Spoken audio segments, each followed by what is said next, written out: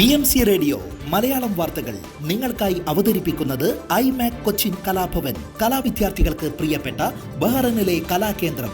കൂടുതൽ വിവരങ്ങൾക്കായി സന്ദർശിക്കൂ www.bahrainmediacity.com. നമസ്കാരം, BMC റേഡിയോ മലയാളം വാർത്തകളിലേക്ക് സ്വാഗതം. ഞാൻ ധനു കൃഷ്ണ. രാജ്യത്ത് സന്ദർശക വിസയിലെത്തുന്നവർക്ക് പെർമിറ്റ് വിസകളിലേക്ക് മാറ്റുന്നതിന് കർശന വിലക്ക് ഏർപ്പെടുത്തുന്നു. വർക്ക് പെർമിറ്റ് വിസകളുടെ നിയന്ത്രണങ്ങൾ കർശനമാക്കുന്നതിനുള്ള വിപുലമായ ശ്രമങ്ങളുടെ ഭാഗമായി സന്ദർശക വിസകൾ വർക്ക് പെർമിറ്റുകളായി മാറ്റമില്ലെന്നും ഗ്യാരണ്ടർമാർ ഉറപ്പാക്കണമെന്നും സർക്കാർ ആവശ്യപ്പെട്ടു. നിലവിൽ ഈ വിഷയത്തിൽ നിയന്ത്രണങ്ങൾ ഉണ്ടെങ്കിലും ഇപ്പോൾ കർശനമായ മാനദണ്ഡങ്ങളാണ് ഈ വിഷയത്തിൽ ഏർപ്പെടുത്തുന്നത്. ബഹ്റൈൻ എൻട്രി വിസ നിയമത്തിന്റെ ആർട്ടിക്കിൾ 4 പ്രകാരമാണ് പുതിയ നിയമം. ബഹ്റൈനിലെ ആതുര സേവന രംഗത്ത് മികച്ച സേവനങ്ങൾ നൽകിവരുന്ന സിത്ര അൽ ഹിലാൽ മെഡിക്കൽ സെന്റർ കുട്ടികൾക്കും രക്ഷിതാക്കൾക്കുമായി ജമിയത്ത് അൽ ബൊഹ്റ കമ്മ്യൂണിറ്റിയുമായി സഹകരിച്ച മെഡിക്കൽ ക്യാമ്പ് നടത്തി. ക്യാമ്പിൽ ഡോക്ടർ അബൂസർ സുർക്കയുടെ ആരോഗ്യ സംവാദം, ഡോക്ടർ റൈസയും ഡോക്ടർ ഗുർപ്രീതും നയിച്ച ദന്തപരിശോധന, ഡോക്ടർ അബൂസർ സുർക്കയുടെ നേതൃത്വത്തിൽ പീഡിയാട്രിക് കൺസൾട്ടേഷൻ എന്നിവയും രക്ഷിതാക്കൾക്കായി രക്തസമ്മർദ്ദ പരിശോധന, രക്തശേഖരണം എന്നിവയും സജ്ജീകരിച്ചിരുന്നു. ഡിസ്കൗണ്ട് കാർഡുകളും ക്യാമ്പിനോടനുബന്ധിച്ച വിതരണം ചെയ്തു. 70ഓളം കുട്ടികളും രക്ഷിതാക്കളും ക്യാമ്പിൽ പങ്കെടുത്തു. ബഹ്റൈൻ കേരളീയ സമാജത്തിൽ നടന്നുവരുന്ന ശ്രാവണം 2024 ഓണാഘോഷങ്ങളുടെ ഭാഗമായി തിരുവോണ ദിനം നടന്ന പരിപാടിയിൽ കേരള ഗതാഗത വകുപ്പ് മന്ത്രി KB ഗണേഷ് കുമാർ മുഖ്യാതിഥിയായി പങ്കെടുത്തു. ചടങ്ങിൽ സമാജം ജനറൽ സെക്രട്ടറി വർഗീസ് കാരക്കൽ സ്വാഗതം ആശംസിച്ചു. യോഗാധ്യക്ഷനായിരുന്ന സമാജം പ്രസിഡന്റ് PV രാധാകൃഷ്ണപിള്ള തിരുവോണ ദിന സമാജം കുടുംബാംഗങ്ങളുടെയും മലയാളി സമൂഹത്തിന്റെയും കൂടെ ചിലവഴിക്കാൻ വന്നതിൽ ഗണേഷ് കുമാറിനെ അഭിനന്ദിച്ചു. സദസ്സിനെ അഭിസംബോധന ചെയ്ത് സംസാരിച്ച മന്ത്രി തിരുവോണം ഇത്രയും ഊർജ്ജസ്വലരായ സമൂഹത്തോടൊപ്പം ആഘോഷിക്കാൻ സാധിച്ചതിലുള്ള സന്തോഷം പ്രകടിപ്പിച്ചു. പ്രവാസികൾക്ക് 5 ദിവസത്തിനുള്ളിൽ കേരളത്തിൽ ഡ്രൈവിംഗ് ടെസ്റ്റ് ഡേറ്റ് നൽകാനുള്ള സംവിധാനം അദ്ദേഹം വേദിയിൽ പ്രഖ്യാപിക്കുകയും ചെയ്തു. ശ്രാവണം ജനറൽ കൺവീനർ വർഗീസ് ജോർജ്, സമാജം ട്രഷറർ ദേവദാസ് കുന്നത്തെ എന്നിവർ സന്നിഹിതരായിരുന്ന യോഗത്തിൽ വൈസ് പ്രസിഡന്റ് ദിലീഷ് കുമാർ നന്ദി പറഞ്ഞു. തുടർന്ന് താമരശ്ശേരി ചുരം ബാൻഡിന്റെ സംഗീത നിശ അരങ്ങേറി. ICAPF ബഹ്റൈൻ ചാപ്റ്ററിന്റെ നേതൃത്വത്തിൽ നോക്കൌട്ട് ക്രിക്കറ്റ് ടൂർണമെന്റ് 2024 സിഞ്ചിലുള്ള അൽ അഹലി സ്പോർട്സ് ക്ലബ്ബിൽ നടന്നു. ICPF Bahrain chapter secretary Ashiq മുരളിയുടെ അധ്യക്ഷതയിൽ നടന്ന ചടങ്ങ് പ്രസിഡന്റ് നോയൽ ജേക്കബ് ഉദ്ഘാടനം ചെയ്തു. ചടങ്ങിൽ പാസ്റ്റർമാരായ PM ജോയ്, ബാബു ഇബ്രഹാം, ടൈറ്റസ് ജോൺസൺ, വലേറിയൽ പ്രൈസ് തോമസ്, ജോബി തോമസ് തുടങ്ങിയവർ സംസാരിച്ചു. 16 ടീമുകൾ പങ്കെടുത്ത ടൂർണമെന്റിൽ 4 ഘട്ടങ്ങളിലായാണ് മത്സരങ്ങൾ നടന്നത്. മത്സരത്തിൽ IPC പെനിയൽ സ്ട്രൈക്കേഴ്സ് വിജയികളായി. COG റൈസിംഗ് സ്റ്റാർസുമായി നടന്ന മത്സരത്തിൽ ആദ്യം ബാറ്റ് ചെയ്ത പൈനിയൽ സ്ട്രൈക്കേഴ്സിന് 5 ഓവറിൽ 2 വിക്കറ്റ് നഷ്ടത്തിൽ 89 റൺസ് നേടുകയും മറുപടി ബാറ്റിംഗിനിറങ്ങിയ COG റൈസിംഗ് സ്റ്റാർസ് നിശ്ചിത ഓവറിൽ 1 വിക്കറ്റ് നഷ്ടത്തിൽ 73 റൺസിന് ഇന്നിംഗ്സ് അവസാനിപ്പിക്കുകയും ചെയ്തു. വിജയികളായ ടീമിനുള്ള ട്രോഫി നോയൽ ജേക്കബും റണ്ണേഴ്സപ്പായ ടീമിന് ICPF ട്രഷറർ ജസ്റ്റിൻ മാത്യുവും സമ്മാനിച്ചു. ടൂർണമെന്റിൽ ബെസ്റ്റ് ബാറ്റ്സ്മാനായി പെനിയൽ സ്ട്രൈക്കേഴ്സിന്റെ അഖിൽ വർഗീസിനെയും ബെസ്റ്റ് ബൗളറായി പെനിയൽ സ്ട്രൈക്കേഴ്സിന്റെ സൂരജ് വർഗീസിനെയും തെരഞ്ഞെടുക്കുകയും സമാപന ചടങ്ങിൽ അവർക്കുള്ള ട്രോഫി ടൂർണമെന്റ് കൺവീനർ അനീഷ് തോമസും കമ്മിറ്റി അംഗം റിജോയ് ബിലിപ്പും ചേർന്ന് വിതരണം ചെയ്യുകയും ചെയ്തു. ടൂർണമെന്റ് അവാർഡ് ദാന ചടങ്ങിൽ ആഷിഖ് മുരളി, എബിൻ ജെയിംസ്, ജിൻസി മാത്യു, നിതിൻ ജോസ് തുടങ്ങിയവർ സംസാരിച്ചു.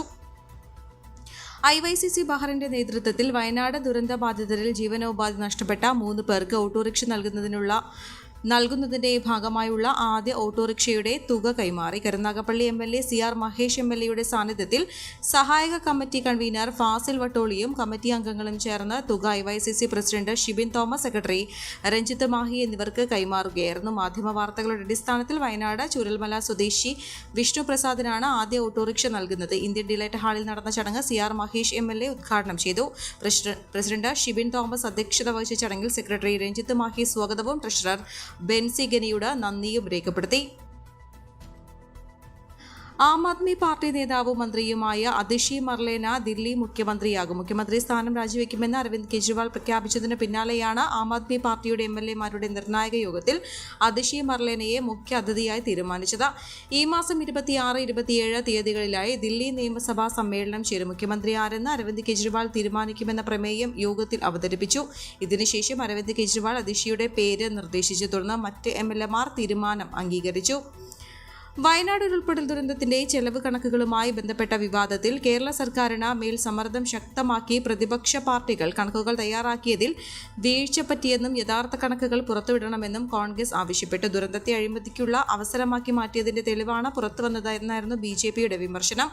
വിവാദത്തിൽ പ്രതിപക്ഷത്തെയും മാധ്യമങ്ങളെയും പ്രതിസ്ഥാനത്ത് നിർത്തിയായിരുന്നു മന്ത്രിമാരുടെ പ്രതികരണം. ഓഗസ്റ്റ് 2-ാം വാരം കേന്ദ്ര സർക്കാരിന് സമർപ്പിക്കുകയും പിന്നാലെ സത്യവാങ്മൂലത്തിന്റെ ഭാഗമായി ഹൈക്കോടതിയിൽ നൽകുകയും ചെയ്ത മെമ്മോറാണ്ടത്തിൽ ഇനം തിരിച്ച് അവതരിപ്പിച്ച ചെലവ് കണക്കുകളാണ് അമ്പരപ്പിക്കുന്ന കണക്കുകളായി പുറത്തുവന്നത്. നടിയെ ആക്രമിച്ച കേസിൽ പൾസർ സുനിക്ക് സുപ്രീം കോടതി ജാമ്യം അനുവദിച്ചു. കർശന ഉപാധികളോടെയാണ് ജാമ്യം അനുവദിച്ചിരിക്കുന്നത്. ജാമ്യം അനുവദിച്ചതിനെ സംസ്ഥാന സർക്കാർ ശക്തമായി എതിർത്തു. പൾസർ സുനിക്ക് ജാമ്യം നൽകുന്നത് ഉചിതമല്ലെന്നും കേരളം കോടതിയിൽ പറഞ്ഞു. കേസുമായി ബന്ധപ്പെട്ട് സ്വാഭാവികമായ നീതി നിഷേധമാണ് തനിക്ക് ലഭിക്കുന്നതെന്ന് പൾസർ സുനി കോടതിയിൽ പറഞ്ഞു. കർശനമായി ജാമ്യ വ്യവസ്ഥകൾ ഏർപ്പെടുത്തിയാകും ജാമ്യം അനുവദിച്ചിരിക്കുന്നത്. സംസ്ഥാനമാണ് ഇക്കാര്യം ആവശ്യപ്പെട്ടിരിക്കുന്നത്. സംസ്ഥാനത്തിന്റെ ശക്തമായ എതിർപ്പ് മറികടന്നാണ് ജാമ്യം നൽകാനുള്ള തീരുമാനം.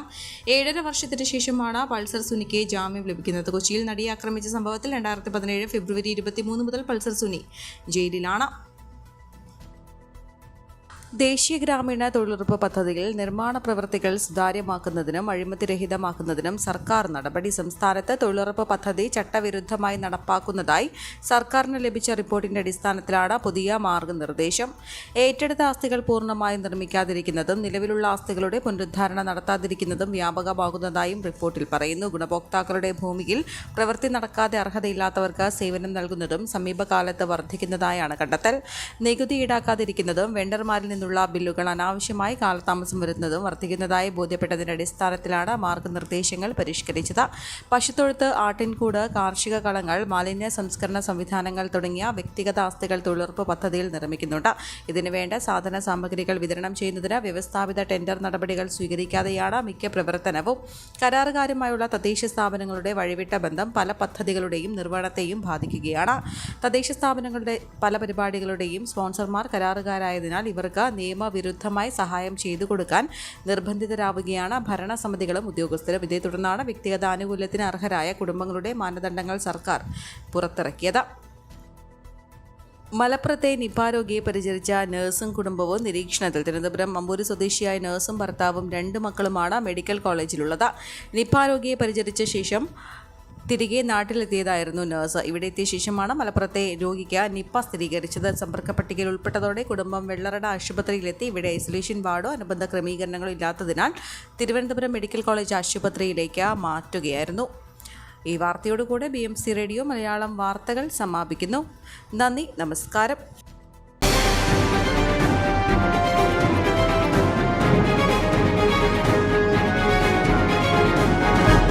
BMC റേഡിയോ മലയാളം വാർത്തകൾ നിങ്ങൾക്കായി അവതരിപ്പിക്കുന്നത് iMac കൊച്ചിൻ കലാഭവൻ. കലാവിദ്യാർത്ഥികൾക്ക് പ്രിയപ്പെട്ട ബഹ്റൈനിലെ കലാകേന്ദ്രം.